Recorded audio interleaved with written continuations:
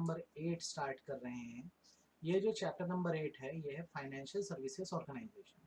आपको अगर मैं इसका मतलब बताऊं, फाइनेंशियल सर्विसेज ऑर्गेनाइजेशन का एक्चुअल मीनिंग अगर मैं आपको समझाऊं, तो अगर आप हमारे देश का देखोगे फाइनेंस सिस्टम या मनी सिस्टम जो है वो किस बेसिस पर चल रहा है, तो नॉर्मली जो भी हमारे देश का मेन फाइनेंस है वो बैंकिंग बेस्ड है, बैंकिंग सिस्टम बेस्ड है।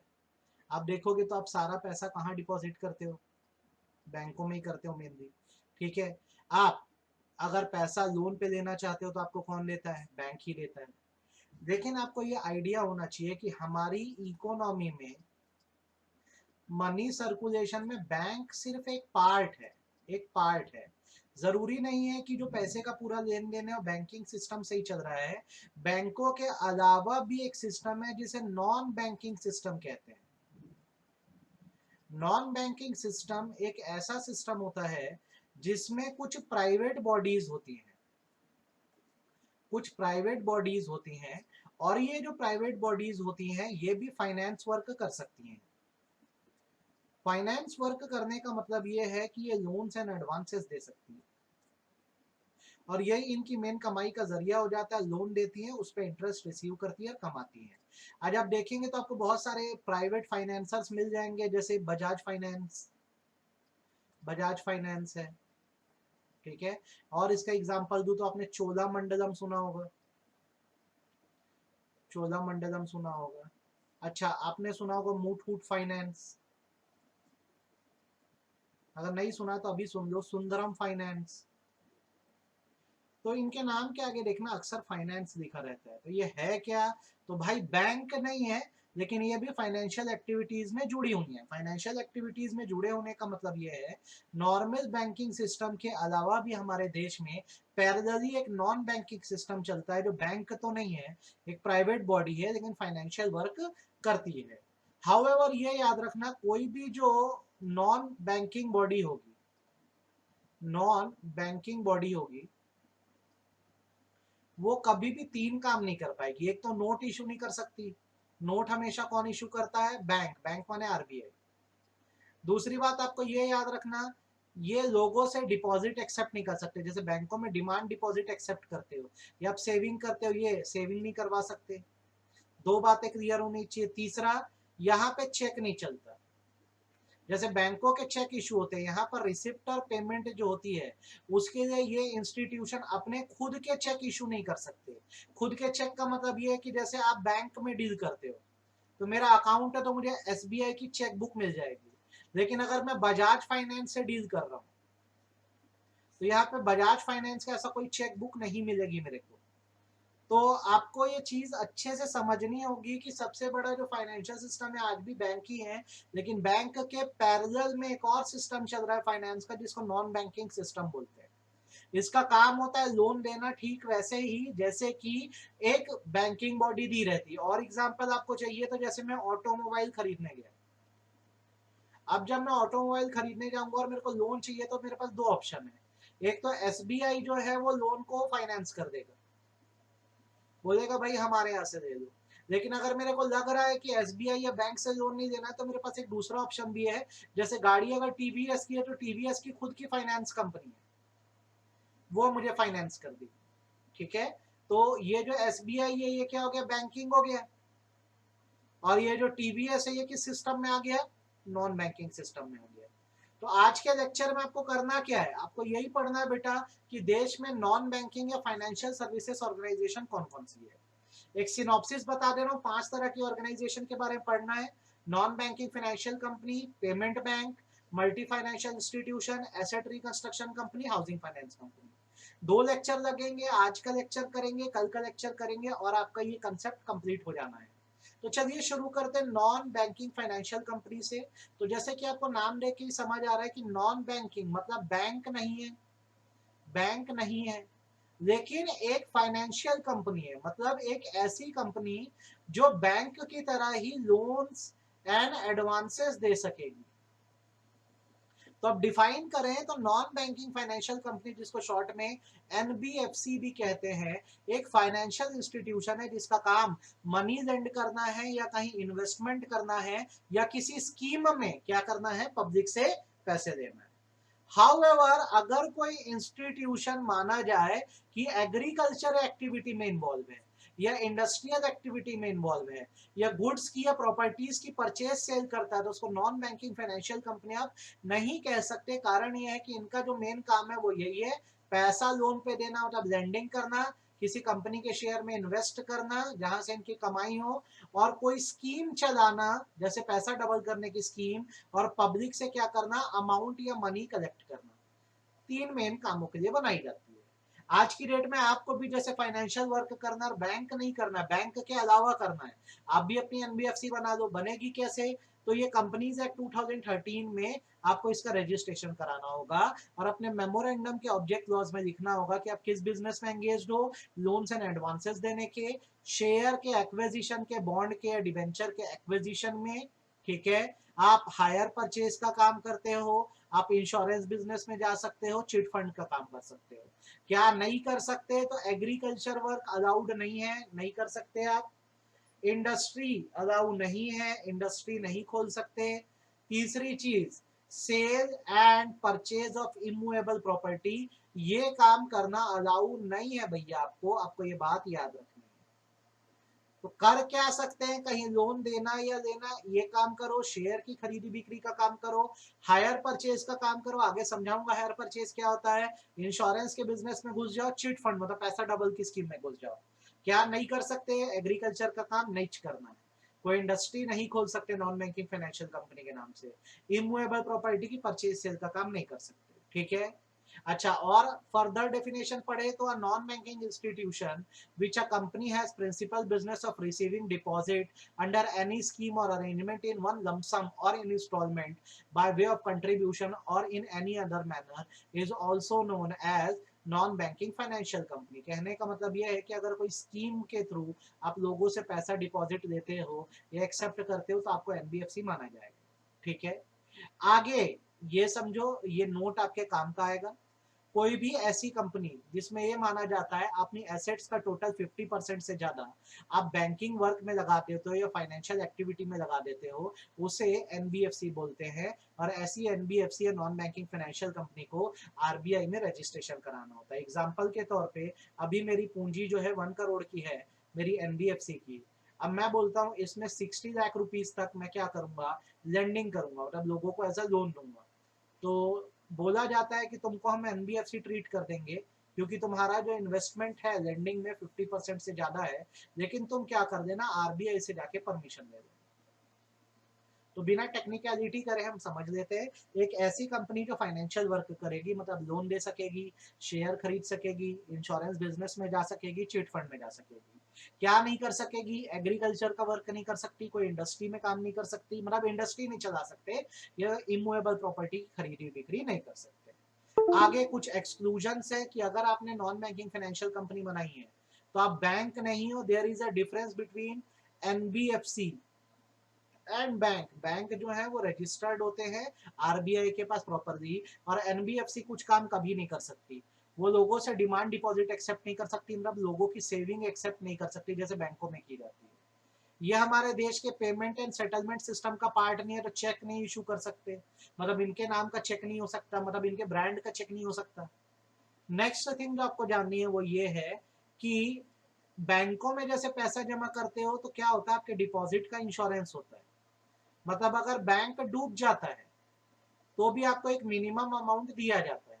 जैसे मेरा बैंक में पैसा जमा है, बैंक डूब गया, बंद हो गया, जैसे अभी महाराष्ट्र में हुआ था, एक पंजाब एंड सिंध बैंक करके था, बंद हो गया, तो इसमें डिपॉजिट इंश्योरेंस होता है कि सरकार बोलती है मिनिमम 5 लाख तो हम देंगे ही देंगे। ऐसा एनबीएफसी में अलाउ नहीं है। एनबीएफसी में कोई डिपॉजिट इंश्योरेंस नहीं है। तुम पैसा जमा कर रहे हो अपने रिस्क पे करो भैया, डूब गया तो इस पे सरकार आपके लिए कुछ नहीं करेगी। आई होप आपको अभी तक एनबीएफसी समझ आ गया, इसमें डाउट नहीं है। अब अलग अलग तरह की एनबीएफसी होती है, जैसे एक होती है asset finance company. Asset finance company basically वो होती है जो किसी एक तरह की एसेट को परचेज के समय फाइनेंस कर देती है। कहने का मतलब यह है कि मैं होंडा सिटी कार खरीदने गया, होंडा सिटी कार्स खरीदने गया, कार है 15 लाख की, मैं बोलता हूं कार है 15 लाख की, अब इस पे मेरे को चाहिए 9 लाख लोन। 6 लाख हाथ में है, 9 लाख का लोन लेना चाहता हूँ, तो शोरूम वाला क्या है, मेरे को 2 ऑप्शन देगा कि सर आप एक काम करो, एक तो बैंक है HDFC बैंक, वहां से आपके लिए हम 9 लाख के लोन का इंतजाम कर देते हैं, आप उनको EMI देना। नहीं तो हमारे साथ एक टाई अप है कंपनी का जो आपको 9 लाख रुपए कार खरीदने के लिए लोन दे देगी, जैसे श्रीराम फाइनेंस। तो ये श्रीराम फाइनेंस एक तरह की नॉन बैंकिंग फाइनेंशियल कंपनी है जो गाड़ी खरीदने पर या एसेट खरीदने पर आपको लोन देने को तैयार है। तो आप इसको क्या बोलना, एसेट फाइनेंस कंपनी बोलना। तो एसेट फाइनेंस कंपनी एक तरह की नॉन बैंकिंग फाइनेंशियल कंपनी है जिसका काम क्या होता है कि जब लोग कोई फिजिकल एसेट खरीदते हैं, जैसे ऑटोमोबाइल, ट्रैक्टर, मशीन, जनरेटर, ठीक है, कोई मटेरियल हैंडलिंग इक्विपमेंट, तो इसमें ये क्या करते हैं, फाइनेंस करने का काम कर सकते हैं। ठीक है, तो इनका प्रिंसिपल बिजनेस ही क्या हो गया, प्रिंसिपल बिजनेस ये है कि कोई भी एसेट खरीदने जाएगा तो इसका लोन प्रोवाइड करने का काम करेंगे। आई होप आपको एसेट फाइनेंस कंपनी समझ आ गई। दूसरी कंपनी होती है इन्वेस्टमेंट कंपनी। ये एक ऐसी नॉन बैंकिंग फाइनेंशियल इंस्टीट्यूशन होता है जिसका काम होता है शेयर परचेज करना। फॉर एग्जांपल अगर मैं लूं, मुझे आज एयरटेल में 2 करोड़ के शेयर खरीदने हैं। अब क्या हो रहा है, मेरे पास अभी 50 लाख रुपए है, कैश है, लेकिन 1.5 करोड़ रुपए मेरे को कहीं से चाहिए शेयर खरीदने के लिए। तो ये जो इन्वेस्टमेंट कंपनी है ये तैयार है कि तुम हमसे पैसा ले लो और जाओ एयरटेल के शेयर खरीद लो, हमको उस पर तुम 1.5 करोड़ का जो लोन लिया हो इंटरेस्ट दे देते रहना। तो इन्वेस्टमेंट कंपनी वो होती है जो खुद भी शेयर खरीद सकती है या हमको लोन देती है कि तुम जाके शेयर खरीद लो। तीसरी होती है लोन कंपनी, एक ऐसा नॉन बैंकिंग फाइनेंशियल इंस्टीट्यूशन जो आपको इनफॉर्मल लोन देता है। इनफॉर्मल लोन लेने का मतलब घर बनाने के लिए लोन चाहिए, इनसे आप होम लोन ले लो। आपको शादी करना है, कहीं से लोन नहीं मिल रहा है, इनसे मैरिज लोन ले लो। आपको फर्नीचर खरीदना, सोफा खरीदना, आपको फर्नीचर लोन दे देंगे। ठीक है, और इसका एग्जांपल चाहिए तो बजाज फिनसर्व क्या करता है, सुने होंगे आजकल हर एक इलेक्ट्रॉनिक इक्विपमेंट जो होता है ईएमआई पे मिलता है। तो बजाज फिनसर्व एक लोन कंपनी है, आपके इलेक्ट्रॉनिक इक्विपमेंट को लोन पे आपको दिलवा देती है। तो तीनों को समझो, एसेट फाइनेंस कंपनी क्या है, जब आप कोई एसेट खरीदते हो तो आपको लोन देने का काम करती है। इन्वेस्टमेंट कंपनी क्या है, ये शेयर खरीदने का मेन काम करती है, खुद भी खरीदती है और कोई इनके थ्रू खरीदना चाहे, मतलब इनसे लोन लेके खरीदना चाहे तो भी खरीद सकता है।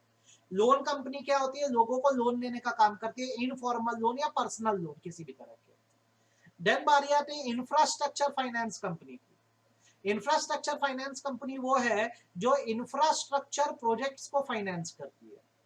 अच्छा, इंफ्रास्ट्रक्चर प्रोजेक्ट क्या हो गया, तो जैसे अगर मैं बोलता हूँ इंफ्रास्ट्रक्चर प्रोजेक्ट, इंफ्रास्ट्रक्चर प्रोजेक्ट जैसे अगर रोड बनानी है, डैम बनाना है, फ्लाईओवर बनाना है, तो इसका क्या है, टेंडर जो है कंस्ट्रक्शन कंपनीज को दे दिया जाता है। अब ये कंस्ट्रक्शन कंपनी क्या करती है, या तो बैंकों से लोन लेके ये प्रोजेक्ट इंफ्रास्ट्रक्चर के पूरे करते हैं, या तो ये पैसा किससे ले सकते हैं, इंफ्रास्ट्रक्चर फाइनेंस कंपनी से। तो इंफ्रास्ट्रक्चर फाइनेंस कंपनी क्या हुई, जो अपनी टोटल एसेट्स का, टोटल एसेट मतलब इनकी जितनी भी पूंजी है उसका 75% जो है लोन देने में इस्तेमाल करते हैं। और ये लोन किसको देते हैं, इंफ्रास्ट्रक्चर प्रोजेक्ट के लिए। ठीक है, नेक्स्ट थिंग, ये एक ऐसी कंपनी है जिसका net owned fund, net owned fund मतलब paid up capital, free reserve और सिक्योरिटी प्रीमियम अकाउंट कम से कम, paid up capital, free reserve और सिक्योरिटी प्रीमियम अकाउंट कम से कम 300 करोड़ है। नेक्स्ट थिंग, इनको क्रेडिट रेटिंग ए ग्रेड की मिली हुई है, मतलब ये डिफॉल्टर नहीं है, CRAR को यहां मत पढ़ना, ये डिफॉल्टर नहीं है, बड़ी जबरदस्त कंपनियां हैं। तो शॉर्ट पे बात करते हैं, इंफ्रास्ट्रक्चर फाइनेंस कंपनी वो है जो बड़े बड़े इंफ्रास्ट्रक्चर प्रोजेक्ट पे लोन देती है। तो कैसे पहचाने कि एक non banking finance company infrastructure में जुड़ी है, तो अपने टोटल एसेट्स का, अपनी पूंजी का 75% लोन पे दे रही है। इसकी नेट ओन्ड फंड या नेटवर्थ कितनी है, 300 करोड़ है। और इसको रेटिंग क्या मिली है, ए ग्रेड, मतलब विश्वसनीय है, मतलब ये कंपनी डूबेगी नहीं। ठीक है, देन उसके बाद आता है systematically important core investment company. ठीक है, बहुत ध्यान से सुनना, अच्छे समझना। इन्वेस्टमेंट कंपनी का मतलब आपने क्या समझा था, जिनका मेन वर्क होता है सिक्योरिटीज को एक्वायर करना है, शेयर खरीदना। जब मैं बोलता हूं systematically important core investment company, जिसको CIC NDSI कहते हैं, तो ये एक ऐसी कंपनी है जो अपनी एसेट का, मतलब जो पूंजी है इनकी, जैसे इनकी पूंजी अगर 1000 करोड़ है तो उसका ये 90%, 90% मतलब 900 करोड़ रुपए जो है ये सिर्फ शेयर एक्विजिशन करने में लगा दिए हैं। मतलब किसी कंपनी के शेयर को एक्वायर करने में लगा दिए। ठीक है। नेक्स्ट थिंग, किसी एक ग्रुप कंपनी में, जैसे रिलायंस एक ग्रुप कंपनी है, एक ग्रुप कंपनी में इन्होंने अपनी पूंजी का कम से कम 60% लगा के रख दिया है। ठीक है, ये 2 पॉइंट पहले दिमाग में बैठाओ। सिस्टमेटिकली कोर इन्वेस्टमेंट कंपनी किसको बोल रहे हैं? जिसने अपनी पूरी एसेट या पूंजी का 90% शेयर खरीदी में लगाया है। दूसरी बात, किसी भी इक्विटी शेयर में अगर इन्वेस्ट कर रहे हैं और ये ग्रुप कंपनी में कर रहे हैं, तो ग्रुप कंपनी में ये अपनी टोटल एसेट का 60% तक कर रहे हैं। मतलब इनकी पूंजी अगर 1000 करोड़ है, तो ये 600 करोड़ रुपए किसी कंपनी में लगाने को तैयार बैठे हुए हैं। ठीक है। नेक्स्ट थिंग, ये चिल्लर चिल्लर में शेयर ट्रेड नहीं करेंगे। अगर इन्होंने इतना सारा पैसा लगाया है तो बेचेंगे भी एक साथ, ब्लॉक सेल करेंगे। ठीक है। नेक्स्ट थिंग, उसके अलावा ये कोई और एक्टिविटी कर ही नहीं रहे, केवल ये इन्वेस्टमेंट का काम ही कर रहे हैं। इनका एसेट साइज या इनकी पूंजी 100 करोड़ की होती है और ये पब्लिक से फंड एक्सेप्ट कर सकते हैं, मतलब स्कीम चला सकते हैं कि आप हमारे पास पैसा जमा करो, हम किसी ग्रुप कंपनी में पैसा लगाएंगे, इससे आपको भी फायदा होगा और हमारा भी फायदा होगा। तो ये बहुत इंपॉर्टेंट है, 5 हिस्से याद रखना। अपनी पूंजी का 90% जो इक्विटी शेयर या डिबेंचर या बॉन्ड में लगाए, उसको आप systematically important core investment company कहते हो। दूसरी बात, अगर ये इक्विटी शेयर में इन्वेस्ट कर रही है तो कितना करेगी? अपनी पूंजी का 60%, वो भी ग्रुप कंपनी में। तीसरा, जब बेचने जाएगी तो पूरा इन्वेस्टमेंट एक साथ बेचेगी, चिल्लर चिल्लर में नहीं बेचेगी। नेक्स्ट, ये कोई और वर्क कर ही नहीं रही है, सिर्फ ये शेयर डिवेंचर बॉन्ड खरीदने का काम कर रही है। इसका एसेट साइज कितना है? 100 करोड़ का है और ये पब्लिक से फंड एक्सेप्ट कर सकती है, ये अलाउ किया गया है, ये फुल्ली अलाउ है। ठीक है। नेक्स्ट आता है इंफ्रास्ट्रक्चर डेप्ट फंड। इंफ्रास्ट्रक्चर डेप्ट फंड अगेन एक नॉन बैंकिंग फाइनेंशियल कंपनी है, जो क्या करती है, बेसिकली किसी इंफ्रास्ट्रक्चर प्रोजेक्ट के लिए लॉन्ग टर्म डेप्ट जुगाड़ने का काम करती है। मैं बोल रहा हूँ जुगाड़ने का काम, कंफ्यूज नहीं होने का है अपने को। इंफ्रास्ट्रक्चर फाइनेंस कंपनी क्या कर रही थी? अपनी पूंजी का 75% इंफ्रास्ट्रक्चर प्रोजेक्ट के लिए दे रही थी। और इंफ्रास्ट्रक्चर डेप्ट फंड क्या कर रहा है? ये एक कंपनी है, ये क्या करेगी? अलग अलग सोर्सेस से अमाउंट गैदर करेगी, अमाउंट गैदर करेगी, पर्पस बताएगी कि आपसे गैदर जो पैसा है ये हम इंफ्रास्ट्रक्चर वर्क में लगाने वाले हैं, तो जो फायदा होगा फिर हम आपको फायदा दिया करेंगे। तो इसमें ये क्या करते हैं? खुद उधार पे चल रहे हैं, दूसरों से पैसा लेके काम कर रहे हैं। जो पैसा ये दूसरों से लेते हैं, इंडिया के अंदर भी और फॉरेन के अंदर भी, मिनिमम 5 साल के मैच्योरिटी पीरियड के लिए देते हैं। और जब खूब सारा पैसा जमा हो जाता है तो इस पैसे को ये क्या करते हैं? लोन पे किसी इंफ्रास्ट्रक्चर प्रोजेक्ट के लिए दे देते हैं। देन उसके बाद आता है माइक्रो फाइनेंस इंस्टीट्यूशन। ये एक ऐसी नॉन बैंकिंग फाइनेंशियल कंपनी है जो इन शर्तों को पूरा करती है। पहला, इसकी नेट ओन्ड फंड मतलब paid up capital free reserve 5 crore है, और अगर ये नॉर्थ ईस्ट रीजन में सिचुएटेड है तो 2 करोड़ है। ठीक है। नेक्स्ट थिंग, इसकी 85% एसेट जो है वो क्वालिफाइंग एसेट है।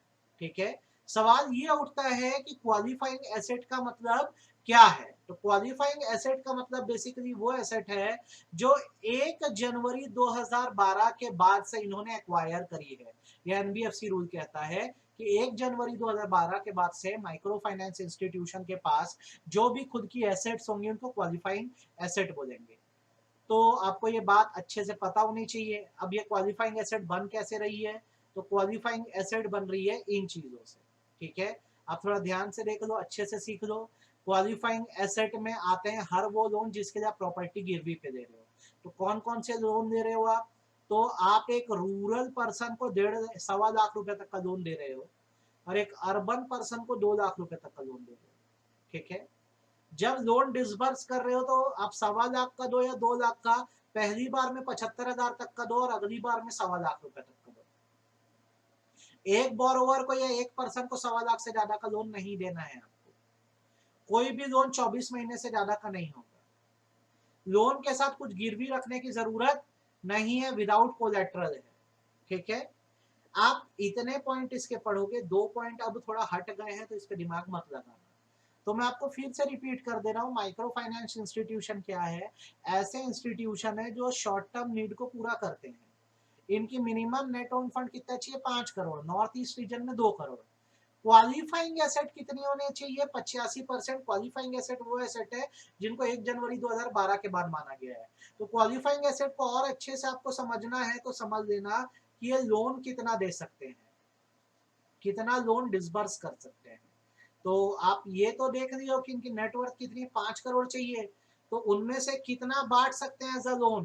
तो रूरल एरिया में 1.25 लाख तक, अर्बन एरिया में 2 लाख तक। डिसबर्स करोगे एक साथ पूरा 2 लाख या 1.25 लाख नहीं देना है, पहली बार में 75,000, अगले बार में 1.25 लाख।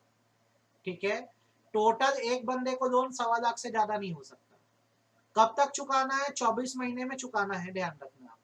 ठीक है, इन पॉइंट्स को आप पढ़ोगे तो आपका ये कंप्लीट हो जाएगा माइक्रो फाइनेंस इंस्टीट्यूशन। आगे अभी से मैं और डिटेल में आपको बताऊंगा। ठीक है, अच्छा, नेक्स्ट आता है factors, non banking financial company factors. Factor कौन होते हैं? तो जो क्या करते हैं, हु परचेजेस बिल रिसीवेबल। आपको इजी वे में बताऊं तो जैसे मैं जमशेद सर हूं, ठीक है, बहुत सारे स्टूडेंट ने मुझे चेक दे दिया है, चेक दे दिया है, ठीक है, चेक की पूरी सारे चेक मिला दूं तो 5 लाख का है।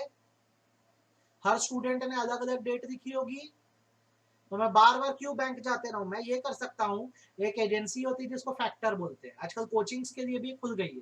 तो ये जो सारे चेक है मैं ले जाके क्या कर देता हूं, बेच देता हूं। किसको? इस फैक्टर को या इस एजेंसी को। जब मैं सारे चेक इनको बेचूंगा या रिसीवेबल बेचूंगा तो ये क्या करेंगे, मेरे को मेरा 5 लाख रुपए दे देंगे। ठीक है, और आगे जो चेक की पेमेंट है ये बैंक से जाके कराएंगे, और नहीं मिलती है तो स्टूडेंट से रिकवर करेंगे। तो फैक्टर बेसिकली वो एजेंसी होती है जो बेसिकली हमारे बिल्स को खरीद लेती है और हमको पैसा पटा देती है। अब आगे बिल की पेमेंट निकलवाना उनके ऊपर। ये ठीक वही है जो आपने बिल ऑफ एक्सचेंज में बिल डिस्काउंटिंग पढ़ा था, बैंकों में जाके बिल डिस्काउंट करा देते हो ना, तो इसी को फैक्टर बोलते हैं। आजकल प्राइवेट एजेंसी भी ये काम कर रही हैं। आप उनको अपने बिल या चेक ले जाके दे दो, आपको पैसा दे देंगे, बाद में वसूली का काम वो लोग खुद देखते रहते हैं। ठीक है, नेक्स्ट उसके बाद आता है मॉर्गेज गारंटी कॉर्पोरेशन। ये एक ऐसी कंपनी को या फाइनेंशियल इंस्टीट्यूशन को बोलते हैं जिसमें 90% से ज्यादा का जो व्यापार है वो गिरवी का व्यापार है। गिरवी का व्यापार है मतलब आप जितना भी लोन देते हो उसके लिए कुछ ना कुछ गिरवी रखा देते हो। तो अगर मैं यहाँ पे बोलता हूं मैं 100 करोड़ का अगर लोन बांटूंगा तो मेरे पास करीबन 150 करोड़ की क्या होगी, लोगों से मॉर्गेज या गिरवी होगी, और लोग लोन नहीं चुकाए तो मैं उसे बेच दूंगा। इसे एमजीसी या मॉर्गेज गारंटी कॉर्पोरेशन कहते हैं। आपको ये बात याद रखनी है, भूलना नहीं। ठीक है, अच्छे से क्लियर है? ये 10 और 11 नहीं करना, छोड़ देना। अभी फिर नई बुक छप रही है उसे हटा दिया इसको, क्योंकि नोट्स में मैंने इसलिए डाला है क्योंकि पुरानी बुक में था, लेकिन अब क्योंकि अपडेट आ रहा है तो आप मत करो। अच्छा, एनबीएफसी बनाने के फायदे क्या होते हैं? तो इनका जो इंटरेस्ट रेट होता है लोन पे लगभग बैंक के बराबर होता है, तो हमेशा फायदे में रहती है। और कई बार क्या है, लोगों को रिझाने के लिए इंटरेस्ट रेट को ये बैंकों से लोअर भी कर सकती है, कम भी कर सकती है। तो आपको भी लग रहा है कि बैंक वाले ज्यादा महंगा लोन दे रहे, तो आप इनसे जाके खरीद लो। दूसरा, बैंक में फॉर्मेलिटी बहुत है, इनके ऊपर उतनी फॉर्मेलिटी नहीं है, तो आपके लोन को फटाफट प्रोसेस कर देते हैं, तुरंत आपको क्या होता है, लोन मिल जाता है। एग्जाम्पल के तौर पे आज मेरे को होम लोन चाहिए, होम लोन चाहिए, और मैं अगर एसबीआई जाऊंगा तो मेरे को घुमा घुमा के पागल कर देंगे। लेकिन अगर यही होम लोन मैं बाहुबली फाइनेंस से लूं तो अभी जाऊंगा ना, कल मेरे को लोन दे देंगे, क्योंकि प्राइवेट फाइनेंसर है भैया। बस ये है कि ये थोड़ा गुंडागर्दी बाद में करेगा अगर पैसा नहीं चुका पाया तो। अभी तो अपन पॉजिटिव बात कर रहे हैं ना बेनिफिट की। इंटरेस्ट रेट बैंक से अच्छा भी रख सकते हैं, बैंक से कम भी, तो लोग हमारे पास ज्यादा आएंगे। दूसरी बात, यहाँ पे ज्यादा फॉर्मेलिटी नहीं है, तुरंत लोन मिलता है। तीसरी बात, बैंकों पे जबरदस्त रूल एंड रेगुलेशन है, इन पे उतनी रूल एंड रेगुलेशन नहीं है। चौथी बात, जिनकी क्रेडिट रेटिंग पुअर है। अच्छा, आपको क्रेडिट रेटिंग का मैं मतलब बता दूं। क्रेडिट रेटिंग मतलब होता है रेटिंग ऑफ क्रेडिबिलिटी टू पे लोन। क्या लोन चुकाने की आपकी क्रेडिबिलिटी या हैसियत है कि भी नहीं। कभी भी बैंक से जब जैसे आप लोन लेने जाओगे तो आपको रेटिंग देने बोला जाएगा, और एक एजेंसी है जिसका नाम सिबिल है, ये आपको रेटिंग देती है।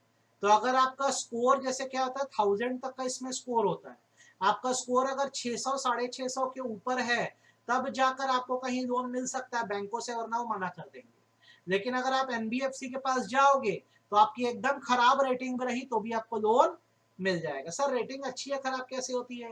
तो आप जितना लोन लेके रखे हो पहले से, जितनी आपकी ईएमआई चल रही है, अगर उसमें आप डिफॉल्ट करते हो, ढंग से आप पे नहीं करते हो उसको, तो आपकी रेटिंग खराब हो जाती है। 1000 में स्कोर होता है।